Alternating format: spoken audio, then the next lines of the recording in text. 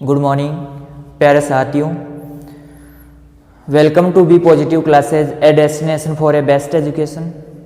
आप लोगों के लिए आज बहुत ही शानदार वीडियो बनने वाला है। आप लगातार हमारे साथ बने रहिए, आपको बहुत ही मज़ा आने वाला है आज के वीडियो में, क्योंकि आज का जो टॉपिक है वो है आपका मर्दा अपर्दन का प्रबंधन। क्लियर है?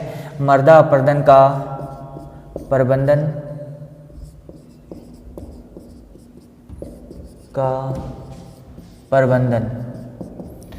अब मर्दा अपर्दन का प्रबंधन, क्योंकि हम यहीं पर मर्दा अपर्दन का प्रबंधन पढ़ेंगे, क्योंकि हमारे जो कौन से कारक चल रहे थे, प्राकृतिक कारक चल रहे थे, किसकी? मर्दा उर्वरता को प्रभावित करने वाले प्राकृतिक कारक थे। तो उनमें हम पढ़ रहे थे मर्दा अपर्दन कारक है। मर्दा अपर्दन प्राकृतिक रूप से ही होता है, जल द्वारा, और किसके द्वारा? वायु के द्वारा होता है। तो इसका प्रबंधन करना है, इसे रोकना है। कैसे हम इसे रोक सकते हैं? मर्दा अपर्दन को कौन कौन सी ऐसी विधियां हैं जिनके द्वारा हम मर्दा अपर्दन को रोक सकते हैं या कम कर सकते हैं? ठीक है, तो यहाँ पर मर्दा अपर्दन का प्रबंधन क्या कहलाता है कि जैसे मर्दा को अपनी सतह से हटने के लिए रोकने की जो क्रियाएं की जाती है, मर्दा अपर्दन को हटने की, मतलब मर्दा को अपनी सतह से हटकर दूसरे स्थान से जाने से रोकने के लिए हमें क्या करना पड़ता है? उनको कोई व्यवस्थाएं करनी पड़ती है। तो ये क्या कहलाता है? उसका प्रबंधन कहलाता है, मैनेजमेंट कहलाता है। क्या कहलाता है? प्रबंधन कहलाता है। यहाँ पर मर्दा, आप नोट लगाकर लिखते जाइए, नोट लगाकर लिखिए। मर्दा अपर्दन को रोकने वाली जो फसल होती है, सबसे उपयुक्त फसल है, फसल का नाम है लोबिया। कौन सी है? लोबिया। तो मर्दा अपर्दन को रोकने वाली फसल लोबिया। कौन सी है? लोबिया है। ध्यान रखना, मर्दा अपर्दन को मैंने इसका ही नाम क्यों लिखा है? क्योंकि इसके बारे में पूछा जा चुका है, पूछ लिया गया है। तो यहाँ पर क्या है कि मर्दा अपर्दन रोकने में सबसे ज्यादा महत्वपूर्ण जो फसल है वो कौन सी है? लोबिया है। अब यहीं पर एक नोट और डालिए, ये क्वेश्चन आया हुआ है आपका, मर्दा अपर्दन को बढ़ाने वाली फसल। देखो, एक तो रोकने वाली, मर्दा अपर्दन को रोकने वाली फसल कौन सी हो गई? यहाँ पर लोबिया हो गई। कौन सी हो गई? लोबिया। और इसको बढ़ाने वाली फसल है मक्का और जवार। मक्का और जवार ऐसी दोनों फसलें हैं। सबसे ज्यादा मक्का बढ़ाती है और फिर कौन सी? जवार। क्यों? क्योंकि ये क्या होती है? फसलें क्या करती है? मर्दा अपर्दन को बढ़ाने में सहायक होती है। ठीक है, क्यों बढ़ाती है? क्योंकि इनकी जो अंतराल ज्यादा होता है, फिर जो जगह होती है उसमें और दूसरी फसल लगा नहीं सकते, घासें उगा नहीं सकते वहां पर। तो इस प्रकार से वहां पर इस प्रकार की समस्या उत्पन्न हो जाती है, जिसके कारण उसके बीच में से जो जगह होती है वहां से मर्दा अपर्दन होता रहता है। सबसे ज्यादा मर्दा अपर्दन वाली फसलें हैं मक्का और जवार, और फसलों को मर्दा अपर्दन को रोकने वाली जो फसल है वो कौन सी? आपकी लोबिया है। तो दोनों चीजें आपको याद हो जानी चाहिए। ये क्वेश्चन पूछे जा चुके हैं, दोनों ही नोट लगाकर स्टार, चांद, तारे जो भी आप लगाना चाहो लगा सकते हो यहाँ पर। ठीक है, तो यहाँ पर कौन कौन सी फसलें हो गई? एक तो लोबिया। ध्यान रखना, रोकने वाली है, मर्दा अपर्दन को रोकने वाली फसलें हैं। और मर्दा अपर्दन को बढ़ाने वाली फसलें हैं मक्का और जवार है। कौन सी है? मक्का व जवार। अब देखो, मर्दा अपर्दन का प्रबंधन कैसे करेंगे? तो इसकी जो पहली विधि है वो लिखो यहाँ पर। पहली विधि है वायु रोधी वृक्ष लगाकर। वृक्ष लगाकर। अब देखो, वायु रोधी वृक्ष से अब हमें क्या करना है? वायु रोधी वृक्ष लगाने। अब बताओ कौन सी दिशा में वायु रोधी वृक्ष लगाए, कौन सी दिशा में नहीं लगाए? ये आपके सामने समस्या आ गई ना कि कौन सी। अब ऐसा थोड़ी होगा खेत के चारों ओर ही वायु रोधी वृक्ष लगा देंगे, नहीं, ऐसा नहीं होगा। केवल वायु रोधी वृक्ष जो लगाए जाते हैं वो लगाए जाते हैं, जैसे ये आपका खेत है, ये आपका क्या है, खेत है। ये कौन सी दिशा, उत्तर, ये दक्षिण, ये पूर्व और ये पश्चिम। ठीक है, तो यहाँ पर चारों दिशाएं हो गई। तो यहाँ पर आपको क्या करना है, एक तो पश्चिम दिशा में, पश्चिम दिशा में क्यों लगाते हैं, क्योंकि जो ग्रीष्मकालीन हवाएं चलती है वो सारी की सारी, जो लू चलती है, आंधी आती है, वो सारी पश्चिम दिशाओं से आती है। कौन सी दिशा से आती है, पश्चिम दिशा से आती है। गर्मियों में जितनी भी आंधियां चलती है वो सारी की सारी किससे, पश्चिम दिशा से। तो इसलिए वृक्ष किस ओर लगाने हैं आपको, पश्चिम दिशा की ओर। और एक वृक्ष लगाने हैं आपको किस ओर, उत्तर दिशा की ओर। अब आपसे ऐसे क्वेश्चन पूछ लिया जाए कि जैसे शीतकाल में बचाव के लिए या पाले से बचाव के लिए हमें किस दिशा में वायुरोधी वृक्ष लगाने हैं, ये क्वेश्चन पूछा जा चुका है। तो आपको किस दिशा में लगाना है, यहाँ पर उत्तर दिशा में, क्योंकि उत्तर दिशा से शीत लहर चलती है। तो शीत लहर से बचाव के लिए हमें वायुरोधी वृक्ष किस दिशा में लगाने हैं, उत्तर दिशा में लगाना है। तो आपसे क्वेश्चन पूछा जा सकता है कि वायुरोधी वृक्ष किस दिशा में लगाए जाते हैं, तो किस दिशा में, उत्तर पश्चिम दिशा में, उत्तर पश्चिम दिशा में। उत्तर पश्चिम दिशा में वायुरोधी वृक्ष से लगाते हैं। कौन सी दिशा में लगाते रहे, उत्तर पश्चिम दिशा में वायुरोधी वृक्ष से लगाते हैं। अब देखो वायुरोधी वृक्ष की बात हो गई कि सर्दियों में जो शीतलहर चलेगी उत्तर दिशा से चलेगी, तो ये पौधे रोक लेंगे इधर की इधर, ठीक है, और फसल के ऊपर ज्यादा प्रभाव नहीं पड़ पाएगा। इसी प्रकार से आपकी जो मान लो गर्मियों में लू चलेगी, आंधियां चलेगी, उनको रोकने के लिए हमने पश्चिम दिशा में क्या लगा दिए, वायुरोधी वृक्ष लगा दिए। और वायुरोधी वृक्ष क्या करते हैं, इसको हवा को जो वेग होता है उसको रोकने का कार्य करते हैं। क्लियर है। तो इस प्रकार से वायुरोधी वृक्ष लगाकर हम क्या कर सकते हैं, आपकी मृदा अपरदन को रोक सकते हैं। इसके बाद में हम देखते हैं कि जो अगला पॉइंट है वो है आपका मल्च का प्रयोग करना। क्या करना, मल्च का या पलवार का प्रयोग, पलवार का प्रयोग करना, ये भी एक टॉपिक हो गया अपना। मल्च जो पलवार है उसके बारे में मैंने आपको बता ही दिया था, पहले ही बता दिया था। तो यहाँ पर मल्च या पलवार है, उसके बारे में आपको क्या करना है, बताना है। देखो मल्च या पलवार किस प्रकार से कार्य करता है, मल्च या पलवार किस प्रकार कार्य करता है। तो पलवार का जो प्रयोग किया जाता है, पलवार या मल्च, मल्च भी लिख सकते हो यहाँ पर, मल्च, अरे मचल नहीं, मल्च, मल्च, ठीक है। तो मल्च का भी आप प्रयोग कर सकते हो। तो मल्च का प्रयोग किस प्रकार करते हैं, जैसे आपका खेत है, अब मान लो आंधियां चल रही है, तो जैसे आपने देखा होगा कि किसी भी चीज को उड़ने से रोकने के लिए हम क्या करते हैं, उसके ऊपर कवर कर देते हैं। अब कवर किसी का भी कर सकते हो आप, चाहे से फसल का कर सकते हो, फसली अवशेष से कर सकते हो, या फिर आप किससे कर सकते हो, मर्दा को उड़ने से रोकने के लिए हम क्या करते हैं, मर्दा की जो सतह होती है, इस सतह के ऊपर कुछ ना कुछ बिछा देते हैं, चाहे से वो पॉलीथीन की, प्लास्टिक की पन्नी हो सकती है, या फिर आपका कुछ भी हो सकता है, जो भी आप प्रयोग करना चाहो, घास की पट्टियां हो सकती है। तो कुछ भी ऐसी चीज़ें, घास, अपशिष्ट पदार्थ, फसल अवशेष जो भी है, उसका आप प्रयोग करके पूरी मर्दा की सतह है उसको कवर कर दोगे। अब पूरी मर्दा की सतह को कवर कर दिया तो वहां पर मर्दा अपरदन होगा क्या, नहीं होगा, चाहे से आंधी आए, चाहे से वर्षा हो, या पानी बह के जाए।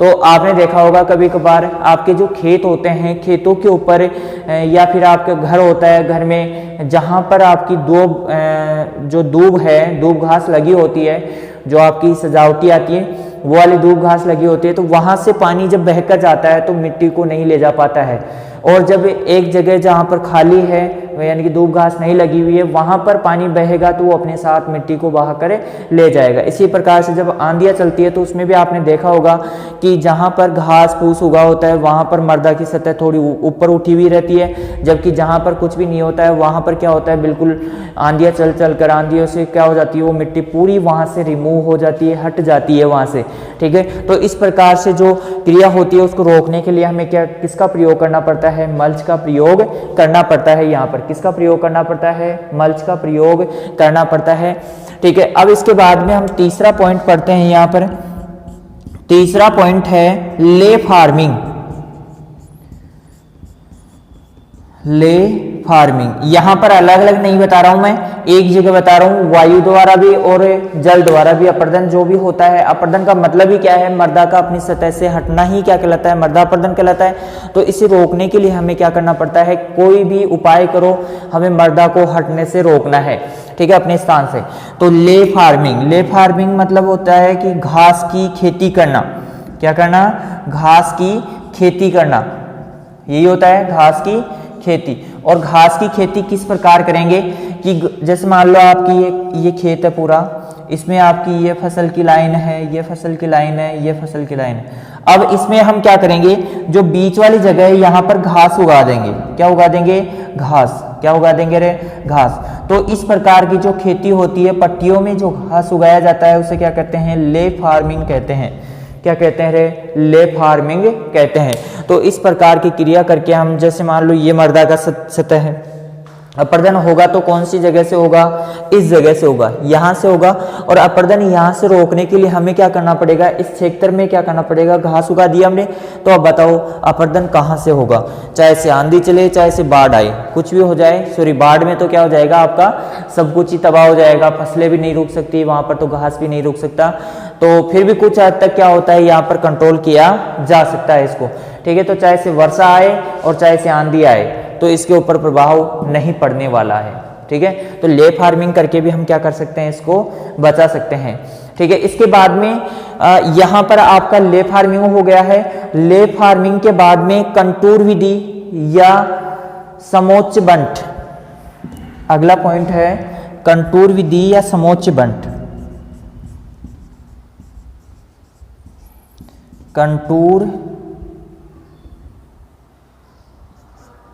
कंटूर विधि या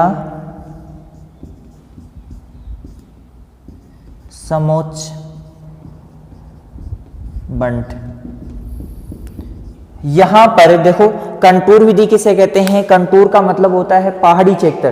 कंटूर का मतलब क्या होता है, पहाड़ी क्षेत्र होता है। देखो यहाँ पर कंटूर विधि या समोच्च बंट, तो कंटूर का मतलब होता है, यहाँ पर कह सकते हो कि पहाड़ी क्षेत्र। अब पहाड़ी क्षेत्र तो बहुत प्रकार के होते हैं, बहुत प्रकार के पहाड़ी क्षेत्र होते हैं। जैसे आपने देखा होगा, ऐसे सीधी चढ़ान वाले भी होते हैं, जैसे ऐसे थोड़े थोड़े चढ़ान वाले भी होते हैं, जैसे थोड़ी ज़्यादा चढ़ान वाले भी होते हैं। तो इस प्रकार से ऐसे भी हो सकते हैं, ऐसे भी हो सकते हैं, ऐसे भी हो सकते हैं, तो किसी प्रकार के हो सकते हैं। तो यहाँ पर जो पहाड़ी क्षेत्र है, इसमें यदि जो पहाड़ी क्षेत्र है या फिर ढलानदार खेत है, जैसे मान लो इस प्रकार से, तो 2 से 8% की जो ढलान होती है, उस प्रकार की मृदाओं में, जो 2 से 8% की ढलान होती है, उन प्रकार की मृदाओं में क्या किया जाता है, इसका प्रयोग किया जाता है, कंटूर विधि का प्रयोग किया जाता है। तो ढलान वाले क्षेत्रों में क्या किया जाता है, खेती की जाती है कंटूर विधि या समोच्च बंट के द्वारा। तो इस प्रकार से हम क्या कर सकते हैं, यहाँ पर आपकी फसलें उगाकर इसकी ढलान में जो मृदा की कटाव होगा उसको रोका जा सकता है। किसको रोका जा सकता है, मृदा के कटाव को रोका जा सकता है, ठीक है। कितनी % ढलान वाली, 2 से 8% ढलान वाली मृदाओं में यहाँ पर इसका प्रयोग किया जाता है। अब इसके बाद में आपकी जो अगली विधि आती है, कौन सी विधि है, चौथी हो गई। तो पांचवी विधि है broad band flow system. Broad band flow system. अब देखो, ये जो ब्रॉड बैंड फ्लो सिस्टम है, इसका प्रयोग किया जाता है काली मृदाओं में। कौन सी मृदाओं में किया जाता है, काली मृदाओं में इसका प्रयोग किया जाता है। वैसे काली मृदाओं में इसकी जरूरत नहीं पड़ती है, लेकिन फिर भी जल शरण के लिए और वायु शरण के लिए इसका प्रयोग किया जा सकता है। ब्रॉड बैंड फ्लो सिस्टम का प्रयोग किया जाता है।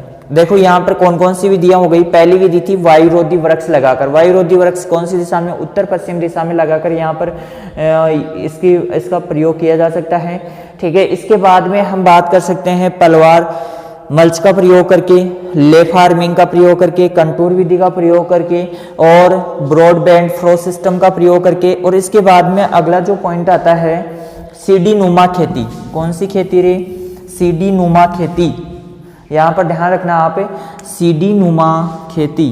तो इसका छठा पॉइंट हो जाएगा सीडी नुमा खेती।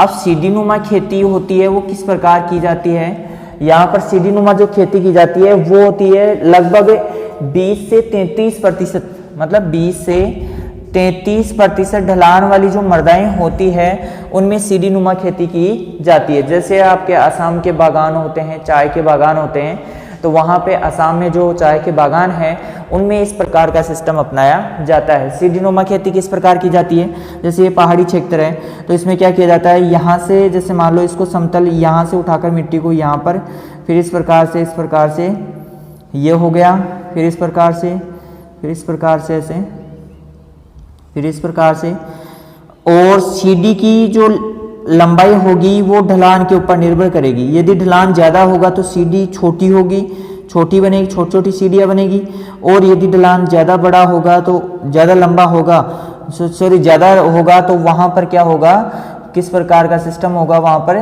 जो सीढ़ी है उसकी लंबाई क्या हो जाएगी, कम हो जाएगी। तो इस प्रकार से देखो यहाँ पर पहाड़ था, पहाड़ को मैंने किस प्रकार से खेती की जाती है, क्लियर है। फिर इसके बाद में हम बात करते हैं सीढ़ी नुमा खेती हो गई। ये आपका मृदा अपर्दन की जो विधियां थी वो कंप्लीट हो चुकी है। इसके बाद में अगला जो पॉइंट होगा वो होगा मृदा में उपस्थित पोषक तत्व, मृदा में उपस्थित पोषक तत्व, ठीक है। तो ये जो लगभग होगा वो 7वां या 8वां पॉइंट होगा आपका, किसका, आपके प्राकृतिक कारकों का। किसका होगा रे, प्राकृतिक कारकों का। कृत्रिम कारक अभी हम पढ़ेंगे कि कृत्रिम कारक कौन कौन से हैं मृदा उर्वरता को प्रभावित करने वाले।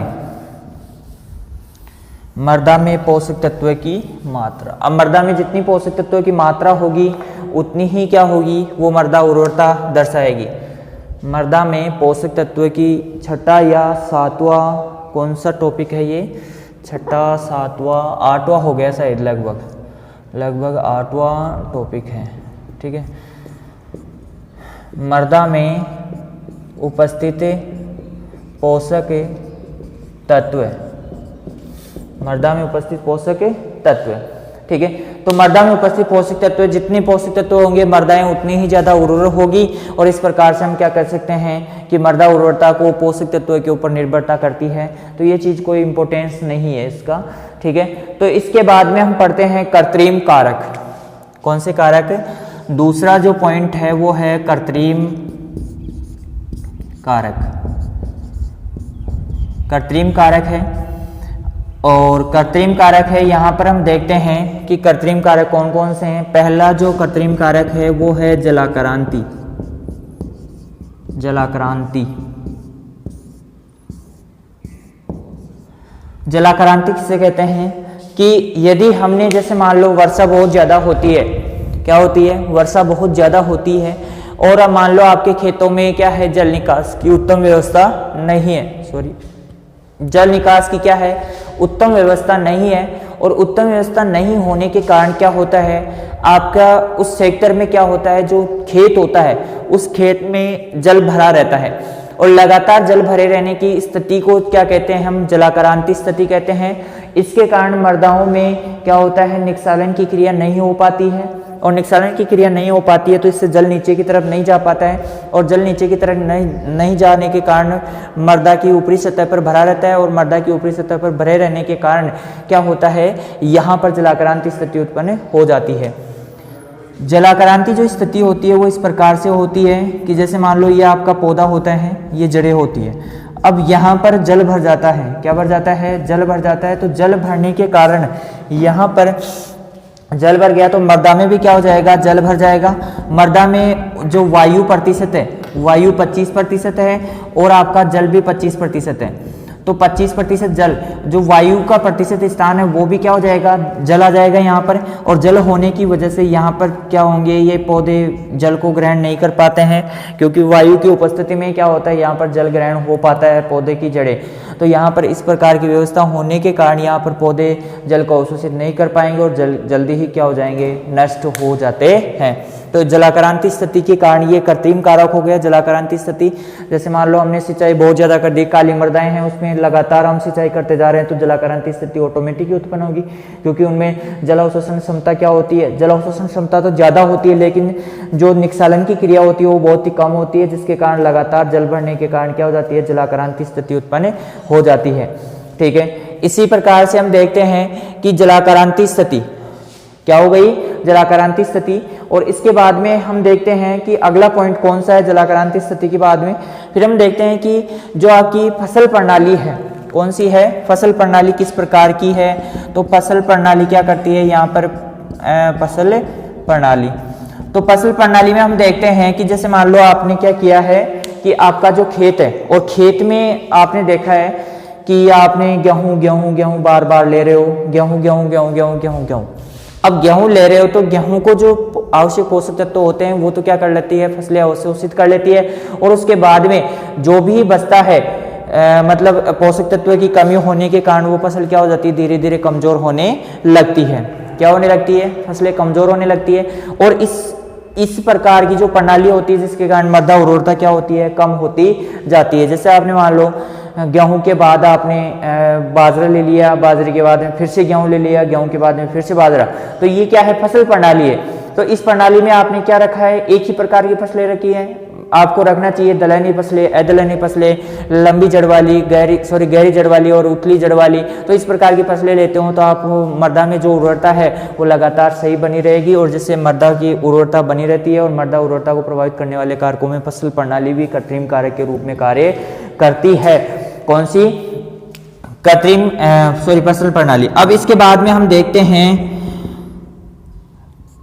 मृदा पीएच। अब मृदा पीएच ये कृत्रिम कारक है या प्राकृतिक कारक है, सबसे पहले तो इसके ऊपर देख लेते हैं।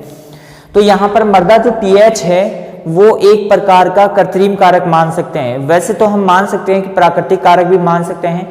जैसे मान लो जहाँ पर अधिक मात्रा में वर्षा होती है तो वहाँ पर अम्लीय मृदाएं पाई जाएगी, जहाँ पर बहुत कम मात्रा में वर्षा होती है वहाँ पे लवणीय मृदाएं पाई जाती है।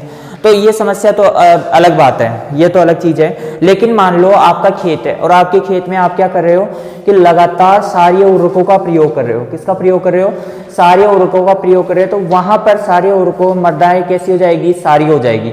यदि आप अम्लीय उर्वरकों का प्रयोग कर रहे हो तो वहां पर मृदाएं कैसी हो जाएगी, अम्लीय हो जाएगी। तो इस प्रकार से मृदा पीएच भी क्या करता है, मृदा उर्वरता को प्रभावित करता है। अब मृदा अम्लीय हो गई तो वहां पर भी पौधे आसानी से जब पोषक तत्व ग्रहण नहीं कर पाते हैं। अम्लता की स्थिति में कुछ फसलें क्या होती है, अम्लीय क्षेत्रों में अंकुर उगती है, कुछ फसलें क्या होती है आपकी सारी क्षेत्रों में अच्छी वृद्धि कर पाती है। लेकिन ज्यादातर जो फसलें होती है वो सारी उदासीन पीएच पर, मतलब 6.5 से 7.5 पीएच मान पर क्या होती है, आसानी से ग्रोथ कर पाती है, अन्यथा ग्रोथ नहीं कर पाती है। तो यहाँ पर आपको देखने लायक चीज है कि मृदा पीएच भी क्या करता है, आपकी मृदा उर्वरता को प्रभावित करता है। क्लियर है। तो मृदा पीएच, फसल प्रणाली, जलाक्रांति, ये 3 प्रकार के क्या हो गए, कृत्रिम कारक हो गए। कौन से कारक हो गए रे, कृत्रिम कारक हो गए। इसके बाद में हम बात करते हैं जो अगला कारक है, मृदा में उपस्थित कार्बनिक पदार्थ। कौन सा पदार्थ, कार्बनिक पदार्थ। चौथा पॉइंट है मृदा में उपस्थित कार्बनिक पदार्थ। अब देखो मृदा में किस प्रकार का कार्बनिक पदार्थ है, क्या है कार्बनिक पदार्थ। जैसे मान लो आप लगातार फसलें ले रहे हो, उसके साथ साथ आप क्या कर रहे हो, उसमें जो जीवाश्म खाद है उसका प्रयोग नहीं कर रहे हो। तो धीरे धीरे क्या हो जाएगा, जैसे आपको पता है मैंने जब खाद पढ़ाया था तो बताया था कि जो खाद होते हैं वो लगभग 2 से 3 वर्षों तक क्या करते हैं, पोषक तत्व फसलों को उपलब्ध करवाते रहते हैं। कितने वर्षों तक, 2 से 3 वर्षों तक फसलों को पोषक तत्व उपलब्ध करवाते रहते हैं। तो यहाँ पर 2 से 3 वर्ष के पश्चात क्या हो जाता है, कार्बनिक पदार्थ की मात्रा धीरे धीरे कम होने लगती है। और धीरे धीरे कम होने की वजह से कार्बनिक पदार्थ की मात्रा कम हो गई। और कार्बनिक पदार्थ की मात्रा कम होने की वजह से क्या हो गया, यहाँ पर फसलों की मृदा उर्वरता भी क्या हो गई, कम हो गई।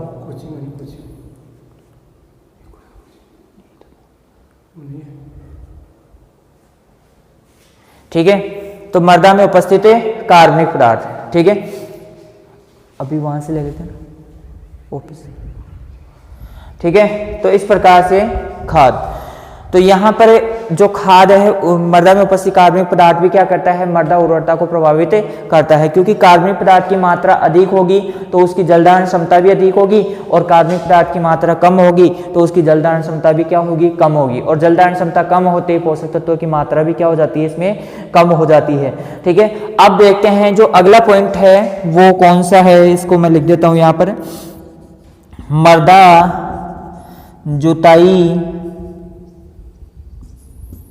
जुताई का ढंग व समय। मृदा जुताई का ढंग व समय, तो यहाँ पर मृदा जुताई का ढंग व समय किस प्रकार से, कि यहाँ पर हम जैसे मान लो कि कभी गहरी जुताई की आवश्यकता ही नहीं है, हम गहरी जुताई कर रहे हैं, और कभी हल्की जुताई की आवश्यकता है फिर भी हम गहरी जुताई कर रहे हैं, और जहाँ पे गहरी जुताई की आवश्यकता है वहाँ पर हल्की जुताई कर रहे हैं। तो ये तो मृदा की जो जुताई का ढंग है वो हो गया। अब हमें चाहिए एक बार क्या करना है, गहरी जुताई करनी है। अब एक बार गहरी जुताई कर नहीं रहे, हम डायरेक्ट फसलें लेते जा रहे हैं, मजे से ध्यान दे नहीं रहे मृदा के ऊपर। तो ये क्या है आपका, और समय जैसे मान लो आपको फसल लेनी है कि जुलाई अगस्त में फसल की बुआई करनी है, जुलाई अगस्त में क्या करनी है फसल में, या जून जुलाई में आपको फसल बुआई करनी है, फिर सितंबर अक्टूबर में फसल की बुआई करनी है। तो आपने समय रहते फसल की बुआई नहीं की, और क्या किया आपने 2 महीने बाद, 2 महीने पहले फसल की बुआई कर दी। क्या वो फसलें अच्छी हो पाएगी, क्या मृदा उर्वरता का प्रभाव उसके ऊपर पड़ पाएगा, नहीं। मृदा उर्वरता होते हुए भी फसलें क्या हो जाएगी, कमजोर हो जाएगी और कम उत्पादन प्राप्त करा पाएगी। तो कम उत्पादन प्राप्त होगा तो हम कहेंगे कि इन मृदाओं में मृदा उर्वरता क्या है, बहुत ही कम है। क्लियर है, तो मृदा उर्वरता का संबंध सीधा हम उत्पादकता से लगा सकते हैं। उत्पादकता का संबंध सीधा मृदा उर्वरता से होता है, लेकिन उत्पादकता का सीधा संबंध मृदा उर्वरता से होता है। क्लियर है, तो मृदा उर्वरता का सीधा संबंध होता है किससे, उत्पादकता से, क्योंकि जैसे जैसे उत्पादकता बढ़ती जाएगी मृदा उर्वरता बढ़ती जाएगी। क्योंकि हमें पता है कि मृदा उत्पादकता की जो जांच की जाती है वो किस प्रकार की जाती है, मृदा उत्पादकता की जांच या तो क्विंटल में की जाती है या रुपए में की जाती है। जैसे मान लो 1 हेक्टेयर में आपके 10 क्विंटल हो रहे हैं। अब मान लो मृदा उर्वरता हमने पोषक तत्वों की मात्रा बढ़ा दी, फसल की जो जीवाश्म क्षमता है वो बढ़ा दी, हमने खाद उर्वरक आदि सही मात्रा में डाला था, तो उसके द्वारा क्या हो गई 12 क्विंटल प्रति हेक्टेयर हो गई उत्पादकता। तो क्या हमारा उत्पादन बढ़ा है, मृदा उर्वरता बढ़ी है, नहीं बढ़ी है, बढ़ी है, सीधी सी बात है।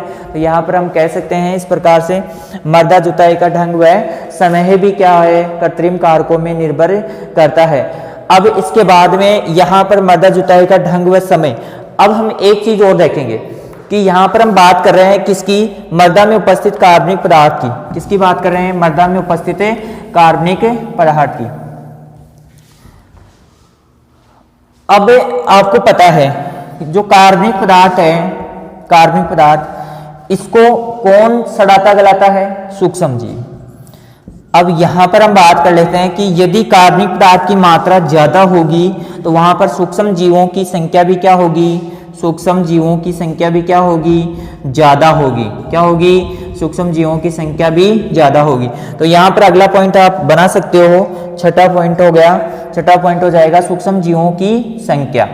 संख्या लिख सकते हो, क्या लिख सकते हो, संख्या। तो इस प्रकार आप कह सकते हो यहाँ पर कि मृदा में उपस्थित कार्बनिक पदार्थ, और कार्बनिक पदार्थ की मात्रा ज्यादा होगी तो उसमें सूक्ष्म जीवों की संख्या भी ज्यादा होगी, और ज्यादा संख्या होगी इसका मतलब क्या समझेंगे, कार्बनिक पदार्थ की मात्रा ज्यादा और कार्बनिक पदार्थ की मात्रा ज्यादा, तो सीधी सी बात है आपकी मृदा उर्वरता भी क्या होगी, ज्यादा होगी। तो यहाँ पर मृदा उर्वरता क्या हो जाएगी, ज्यादा हो जाएगी, ज्यादा है तो, और कम है तो क्या हो जाएगी, कम हो जाएगी।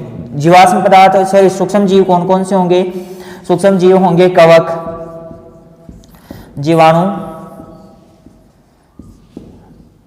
कवक जीवाणु, एक्टिनोमाइसिटीज, एक्टिनोमाइसिटीज।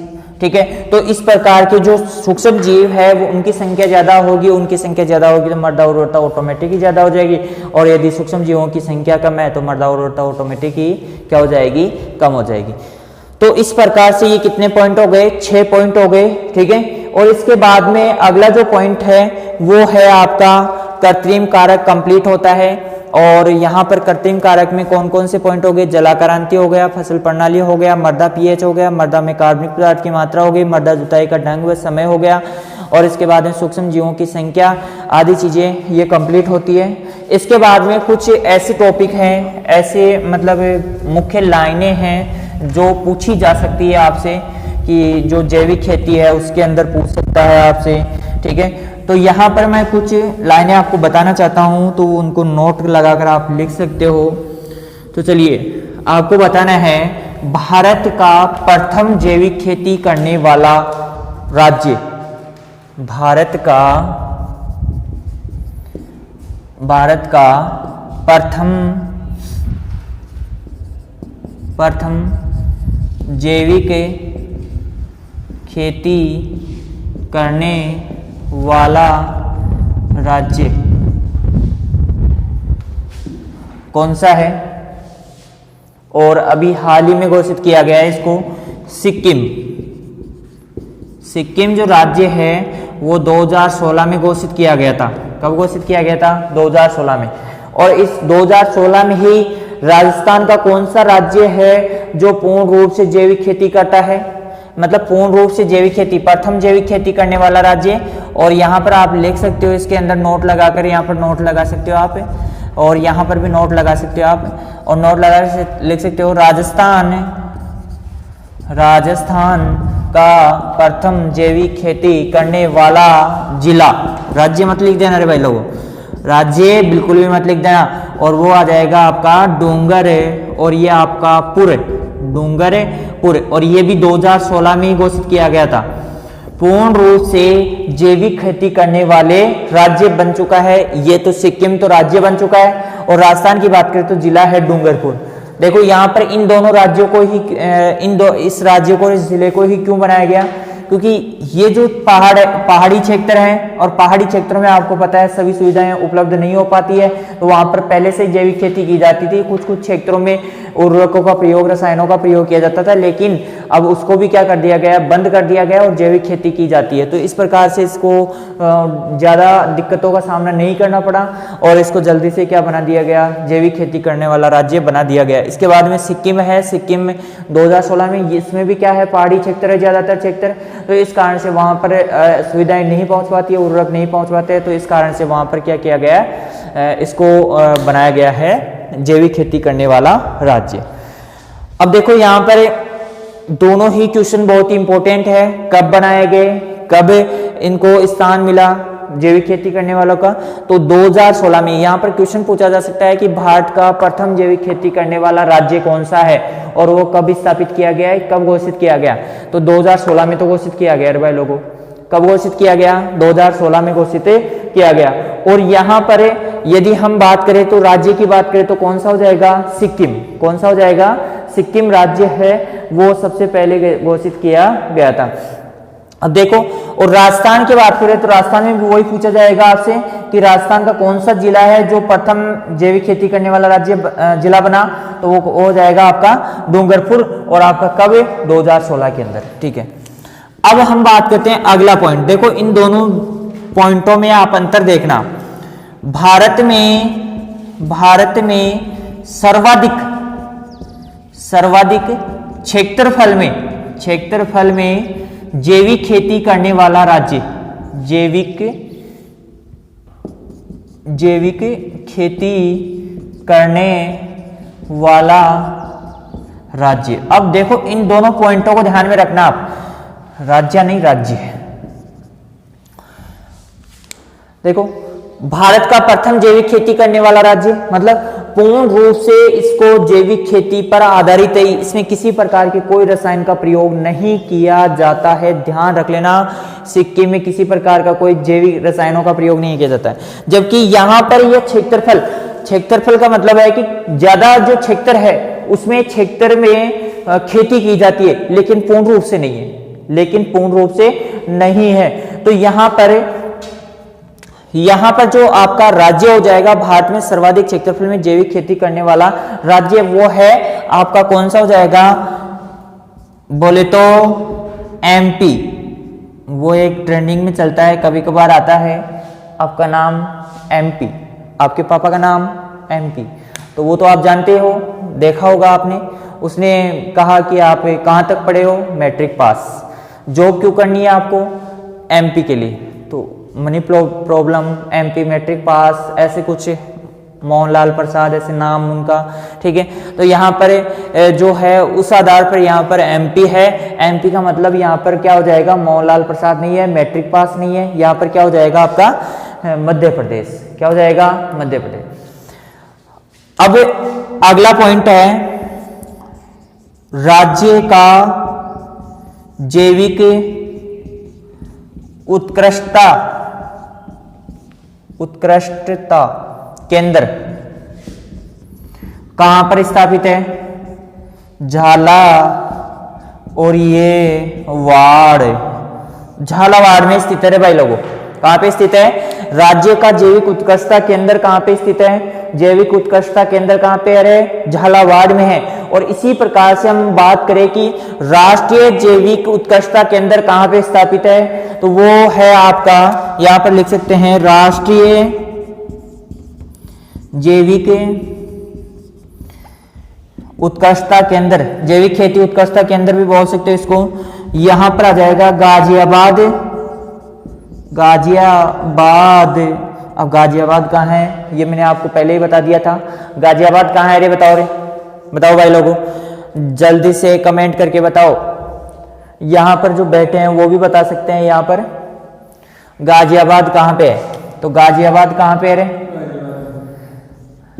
अरे ये आपका एमपी का पापा जी यूपी, एमपी का पापा जी यूपी आ जाएगा यहाँ पे, क्या आ जाएगा रे, एमपी का पापा जी यूपी।